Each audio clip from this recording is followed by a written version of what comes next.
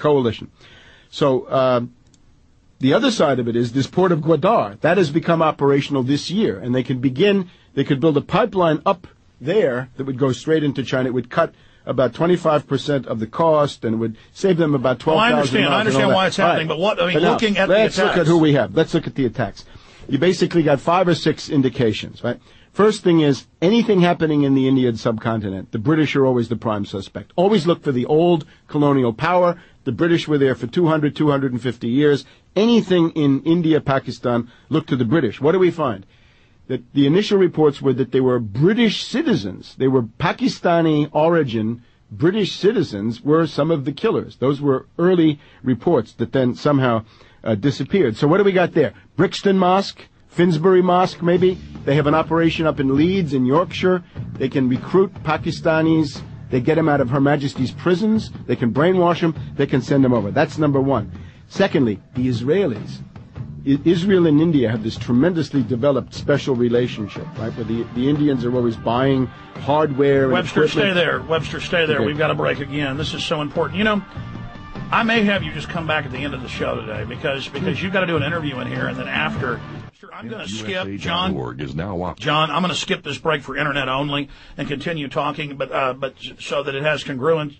See, let's talk about another subject right now.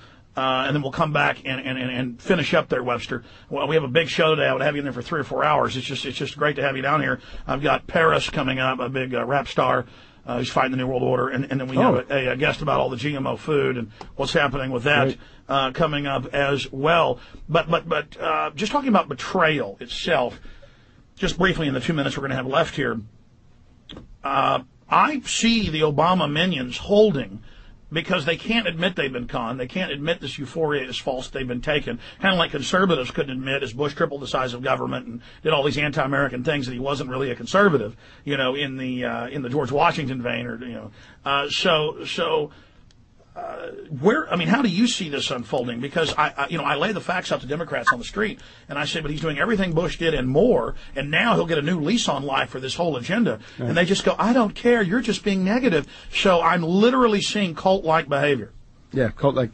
I think the operative concept is the Night of the Long Knives, and the Night of the Long Knives was something like June 30th, 1934. So after about 14, 15 months of Hitler in power. Exterminate the SA. I don't need these gutter snipes. I don't need these goons, thugs, hooligans, fervently idealistic students. Plus, they're in revolution mode, so they know they'll. And they want to go on, and they want to make themselves the head of the army, and similar to now, but they want to take over the Pentagon, take over the corporations. And just like today, it was a predominantly homosexual cult, so that was embarrassing. There's that, and there are a lot of morphine addicts and drug addicts running around too. Yeah. And some of these are the same people. And now with Mussolini, it's done. Sort of on the installment plan. I would look to Obama to follow the Mussolini model rather than the National Socialist the safer, slower model. But now, this is what Biden has already told us. Biden has told us that by 12 months into the new regime, its standing in the polls will be abysmal. In other words, they'll be down to Truman levels, 22, 23, 24%. After 1 year of Obama, you're going to find that some of these flakes are going to flake off. In other words, the left liberal Kool-Aid drinking community is going to be fragmented, and it's to some extent you can already see even on the Daily Kos in places like this there were people who were not happy with Rahm Emanuel, not happy with Gates. My God, Hillary they don't like. Volcker. I mean, Volcker is in some ways the most amazing because everybody knows what Volcker did. 22% prime rate. Your credit card rate, 30, 35%. Okay, well, let's come back then. All of this. Here we go.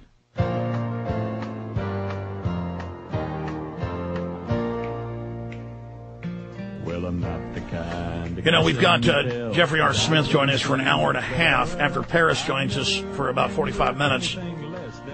Coming up in the next segment. So I'm going to bring Tarpley back at the last 30 minutes of the show because he's already going to be here recording with Genesis in another room, his Sunday show. And Webster, tell folks when that is on here on the GCN network. It's actually World Crisis Radio, and it's available, of course, on demand, like all the shows are, but for me, it's a whole week. It's a weekly show. I tape it on Friday afternoon, and it comes on Saturday afternoon, 2 o'clock Eastern, so 1 o'clock Central. All right, good. Folks can hear that. On demand. Okay, in a little bit of time we have left, we're going to bring you back in on the Mumbai attacks because it's so important. They say they're going into Pakistan. They say there's going to be a crisis there. Right. And then on cue, it starts. And you were talking about the Israeli situation. And this could be a reverse false flag. It could be a setup, but they were wearing the large Hindu sect Zionist wristbands. They had LSD, cocaine, classic mind control. You have the intelligence chief who had just caught them months ago. The Indians, he busted Karkare. Yes. They killed him. Yes. Well, let's get into that because the evidence, there's hundreds of pieces. Only terrorism chiefs that had exposed that the Indian government was staging terror attacks, they all die within minutes. Right. So basically, the British, we've done. The Israelis, General Mizrahi, the head of the Israeli armed forces, ground forces, goes to the disputed area of Kashmir. That's a big affront to the Muslim Pakistani side of it, right? The whole Kashmir issue is something that we should go through. It's basically India is occupying Islamic populations.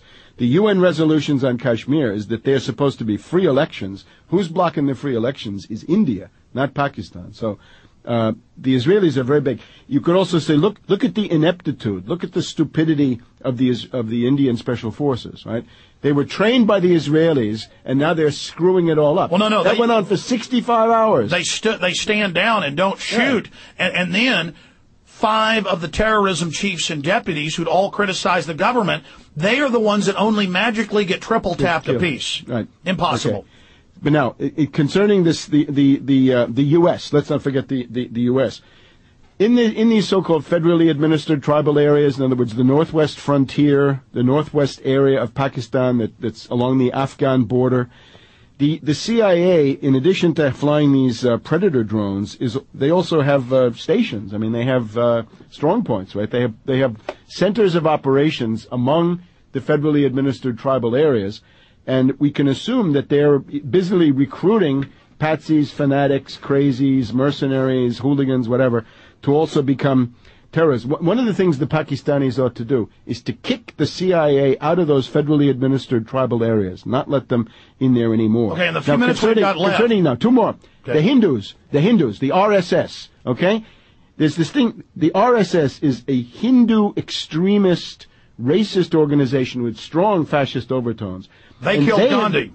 Yeah, in effect. They're the descendants of the killers of Gandhi, exactly. Because he wouldn't kill Muslims. Right, because he was not in favor of religious war. So here we have the religious war party, and sure enough, the U.S. and the British are backing And they're the ones tied in with Israel. That would be, as far as I can see, the ones with this blue, pink armband that the one guy was wearing. But the RSS has been killing people all over India for years and years. You never hear about that. And it's RSS infiltrators that keep doing false flags to the Muslims. Look, you have a terrorist swamp, then you have the RSS provides the ideology for that. Then you have the BJP, which is the governing party, and they are now bidding fair to take over the government again in the backlash to what has just gone on. And they give the conduit or the tunnel for the people to be brought in.